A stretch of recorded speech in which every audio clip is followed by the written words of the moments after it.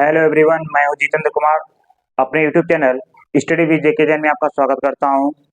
जैसा कि स्वामी विवेकानंद जी ने कहे थे कि उठो जागो और तब तक आगे बढ़ते रहो जब तक कि हमें लक्ष्य की प्राप्ति न हो जाए। तो यानी कि अगर आप किसी भी चीज की प्रिपरेशन नहीं करते हैं तो आप ये ना सोचिए कि हम कोई भी प्रिपरेशन नहीं कर सकते हैं, बल्कि आप जब आपकी इच्छा जागे तुरंत आप प्रिपरेशन में लग जाइए और तब तक प्रिपरेशन करिए जब तक कि आप उस मंजिल को पा ना सकें जिस मंजिल की तलाश में आप प्रिपरेशन कर रहे हैं। तो मित्रों, आप लोग हमेशा एक लगन से मन को एकाग्र करके उस चीज को पाने के पीछे दौड़िए जिस चीज के लिए आपके जीवन में बहुत महत्व है, क्योंकि जीवन में सफल होना बहुत जरूरी होता है। इंसान हर एक लोगों को यही देखता है कि वो क्या कर रहा है, वो क्या कर रहा है, अगला अगर ये नहीं कर रहा तो मैं क्यों करूं।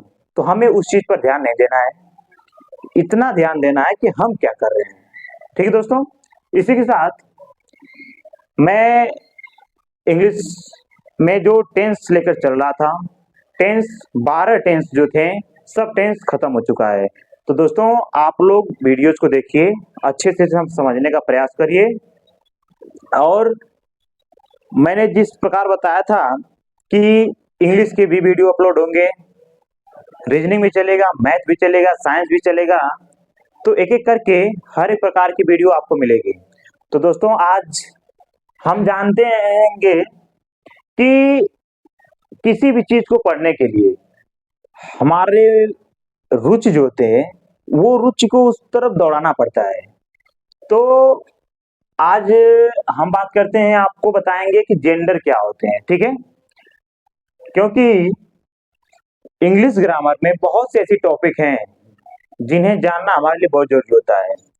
तो आज हम बताते हैं कि जेंडर क्या होता है।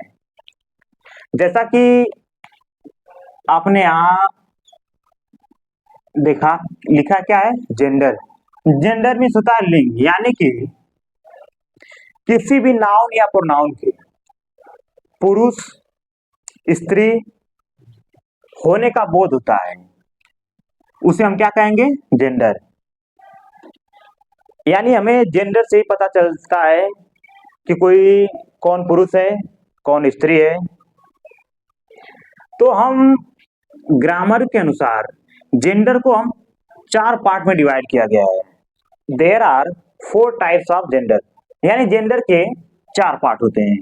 4 पार्ट के नाम देखिए क्या है, मैस्कुलिन जेंडर, ठीक है, यानी पुल्लिंग, फेमिनिन जेंडर यानी स्त्रीलिंग, कॉमन जेंडर यानी उभयलिंग, न्यूटर जेंडर यानी नपुंसकलिंग। ठीक है, तो जेंडर के 4 पार्ट होते हैं।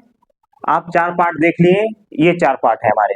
ठीक है, अब हम समझेंगे हर एक पार्ट के बारे में कि इस पार्ट को क्या मतलब है, इस पार्ट का क्या मतलब है, इस पार्ट का क्या मतलब है।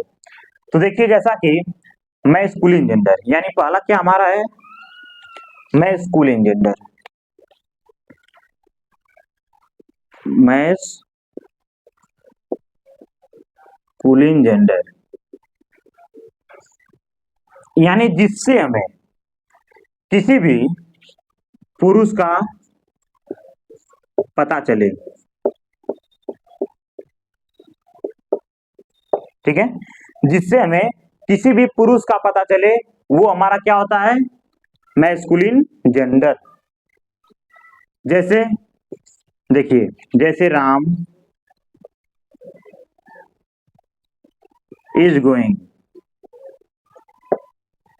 ठीक है, यानी राम जा रहा है। जैसा कि टेंस आप लोग पढ़ लिए हैं, तो टेंस में ही अक्सर सेंटेंसेस टेंस के अनुसार ही बनाया जाएगा। ठीक है, तो जैसे इसमें क्या है, नाम यानी राम, तो नाम है जब राम, तो इससे पता चल गया कि ये क्या है, ये एक आदमी का नाम है, यानी मैन का नाम है ना। यही हमारा होता है मैस्कुलिन जेंडर। यदि आपको सेंटेंसेस दे दिया जाए और पूछा जाए कि आप उसमें मैस्कुलिन जेंडर पहचानिए, तो आप तुरंत जानते हैं मैस्कुलिन जेंडर का मतलब होता है पुल्लिंग। अब नाम है एक इंसान का, तो एक आदमी हमेशा पुल्लिंग कहलाएगा। ठीक है, तो हम समझ गए इसमें क्या है, पुलिंग। अब हम बात करेंगे इसके अगले पार्ट के बारे में, ठीक है। तब तक के लिए हम इसे मिटाते हैं। आप लोग ध्यानपूर्वक पढ़िए, इस जेंडर को जानना बहुत जरूरी होगा आप लोगों के लिए। देखिए दूसरा हमारा क्या था, फेमिनिन जेंडर, यानी क्या है फेमिनिन जेंडर। अब हम देखेंगे फेमिनिन जेंडर क्या है, जिससे हमें किसी भी स्त्री जाति का बोध हो, यानी किसका बोध हो, स्त्री जाति का बोध होता है। बोध यानी मालूम होता है, ठीक है।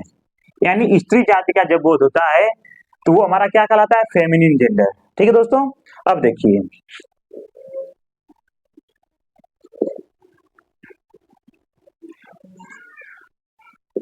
मान लीजिए सन्नू इज अ डॉक्टर, ठीक है। ये मान लीजिए सन्नू, ये एक लड़की का नाम है, ठीक है।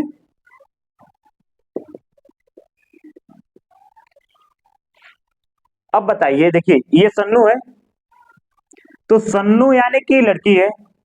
इससे हमें क्या पता चलता है, इस वाक्य में जब हम देखेंगे तो एक लड़की का नाम आ गया, तो हम इसे पता चल गया कि ये क्या है, एक लड़की है।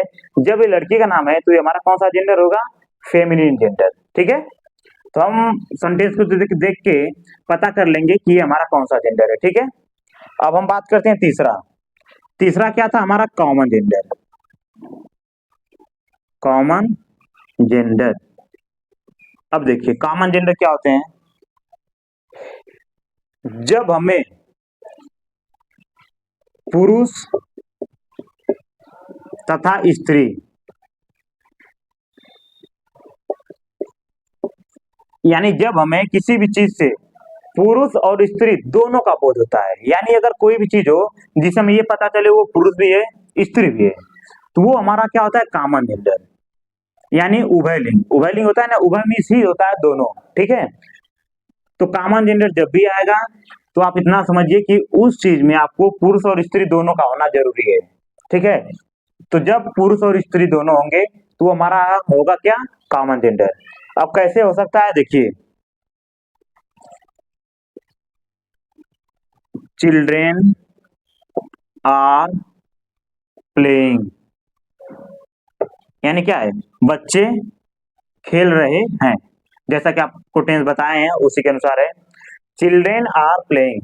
तो चिल्ड्रेन क्या है हमारा, चिल्ड्रेन मीन्स क्या होता है, बच्चे, यानी बच्चे। अब बताइए, बच्चे में एक लड़की भी हो सकती है, एक लड़का भी हो सकता है कि नहीं। चिल्ड्रेन में लड़की लड़के दोनों होते हैं, ठीक है। तो ये हमारा क्या हो गया, उभयलिंग, यानी कॉमन जेंडर। और देखिए क्या हो सकता है, डॉक्टर। अगर हम डॉक्टर को ले लेते हैं तो डॉक्टर में भी आप देखेंगे तो स्त्री और पुरुष दोनों होते हैं, ठीक है। और क्या हो सकता है, पुलिस में भी आते हैं, ठीक है। पुलिस भी अगर कोई है तो इस पुलिस में भी स्त्री भी होती है, पुरुष भी होते हैं, ठीक है। तो इससे हमें पता चलेगा कि हमारा कौन सा जेंडर है, कॉमन जेंडर। अब हम बात करेंगे आपके चौथा जो जेंडर है, न्यूटर जेंडर, ठीक है। अब हम देखते हैं कि न्यूटर जेंडर क्या होता है।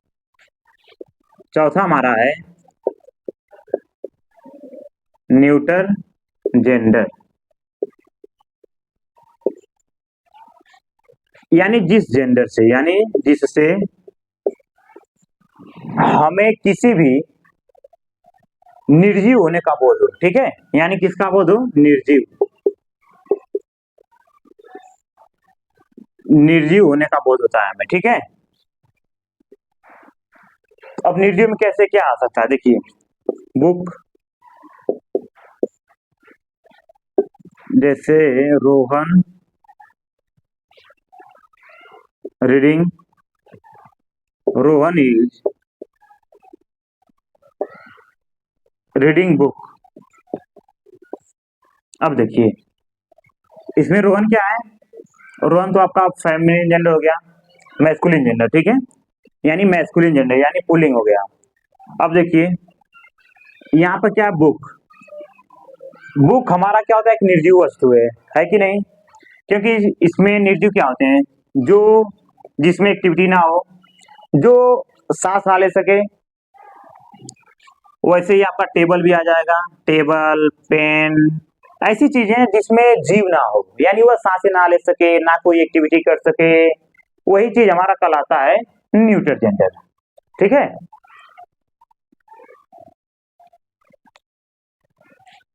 अब देखिए आपको एक सेंटेंस देते हैं,